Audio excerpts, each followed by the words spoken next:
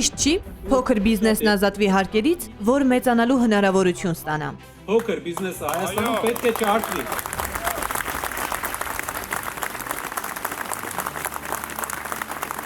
Տնտեսական ծրագրով կարող ենք ցույց տալ, այսի խոսք չի, որ ուղղակի ասում ենք, որոշումով կարող ենք ցույց տալ, թե ինչ ճանապարհով ենք էս անելու, սա մենք անելու ենք։ Այս կարծիքին է եւ նման ծրագրով է հանդիպել Մալաթիա Սեբաստիա վարչական շրջանի համակիրների հետ մեր ձևով ժողովրդական շարժման համակարգող Նարեկ Կարապետյանը։ Հայաստանում պետք է երկրի ղեկավարը գիշեր-ցերեկ մտածի աշխատատեղեր ստեղծելու մասին, որպեսզի աշխատատեղերը շատ լինեն, մարդը ինքը ընտրի, ուր է գնում, ինչ աշխատավարձով է գնում, որ երիտասարդները հնարավորություն ունենան, ով ուզում է ձեռներեցությամբ զբաղվի, ով ուզում է աշխատանքի անցնի ինչ-որ տեղ։ Մարդկանց կենսամակարդակը բարձրացնելու եւ մասնավորապես թոշակառուների կյանքի բարենպաստ պայմաններ ստեղծելու ուղղությամբ եւս կա մշակված ծրագիր։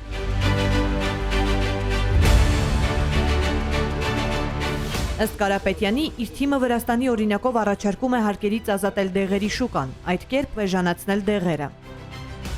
Տարիքով մեր հայրենակիցների համար, ովքեր որ թոշակի տարիքի են, մենք ծրագիր ունենք, որը նույնպես է շաբաթ ներկայացնելու ենք, որը հետաքրքիր լուծում է տալու, շատերը գիտեք, որ մարդիկ գնում են Վրաստան, այնտեղից են դեղերը առնում, որտեղ էժան է։ Վրաստանի համակարգը մենք ներդնելու ենք այստեղ, համարյա 20-30% դեղեր կա երկու անգամ էժան են։ Մեր համար, մեր տարիքային մարդկանց համար դա կարևոր չէ, բայց ինչ որ տարիքից հետո թոշակի տարիքի մարդկանց համար դա շատ կարևոր է։ Դեղերի գները նույն ինչ ճանապարհով որ Վրաստանն է էժանացրել, մենք նույնպես այդ ճանապարհով գնալու ենք։ Երիտասարդ ընտանիքների հետ կապված ծրագիր եւս կա, խոստացավ հաջորդ թիվ ներկայացնել, թե ինչ են առաջարկում մատչելի տուն ձեռք բերելու համար։ Այսուհետ մեր ձևով ժողովրդական շարժման 3 գրասենյակ կգործի Մալաթիա Սեբաստիա վարչական շրջանում։ Կարմիր ժապավենը կտրելուց հետո թիմի ծրագրերը զրույցի ձևաչափով ներկայացրեց առաջին անդամագրվողներին։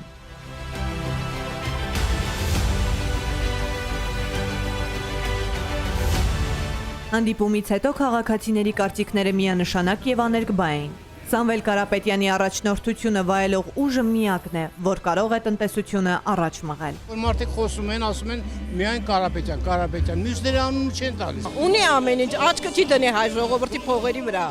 Գոնե զենք կունենանք, զորք կունենանք, հայրենիք կունենանք, ասма թոշակառուն, թող բիզնես դնի։ Դե լավ գիտեիր բիզնեսի ձևը դու դնեիր։